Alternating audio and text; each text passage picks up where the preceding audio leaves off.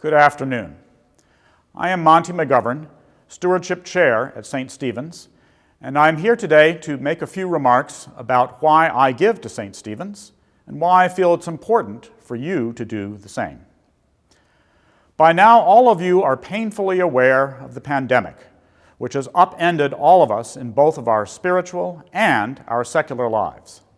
A natural reaction for all of us, myself included, is to turn inward, concentrating primarily on the activities that we enjoy doing by ourselves, for ourselves, needing no one's assistance, and benefiting no one in particular but ourselves.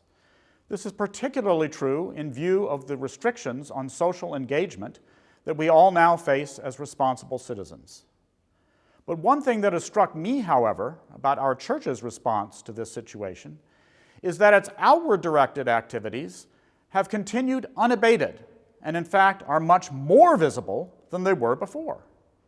The red bins that were easy for many of us to ignore in the narthex as we proceeded to the sanctuary for Sunday services are now outside the church and accessible even to passers-by.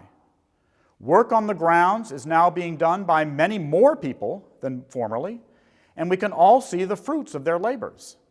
Both weekday and Sunday services are now accessible to anyone online, regardless of whether they've ever darkened the door of our sanctuary.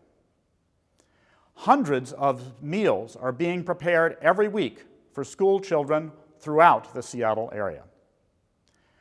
As the number of things that we are doing becomes more obvious, it becomes more incumbent upon us to do what we can to support these activities in this difficult time. The very fact that we can't do certain things that we could before makes it all the more important to maintain and, in fact, expand the things that we are able to do. Over the years, I have come to understand that doing my part to help out with activities in which I do not personally participate is, if anything, even more important than doing this with activities that I do participate in.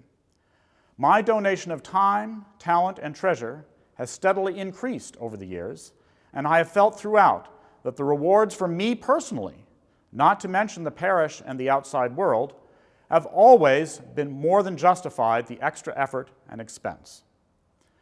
I will conclude with a verse from Isaiah, quoted not only by Robert in the first stewardship letter, mailed out this past week, but also by Joe Biden in his first speech as president-elect. Those who wait for the Lord shall renew their strength.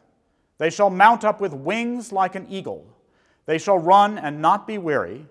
They shall walk and not be faint. This parish has always been generous in its giving in the past, and I have no doubt that this will continue. Many thanks in advance for all that you offer to help with the church's mission. Thank you.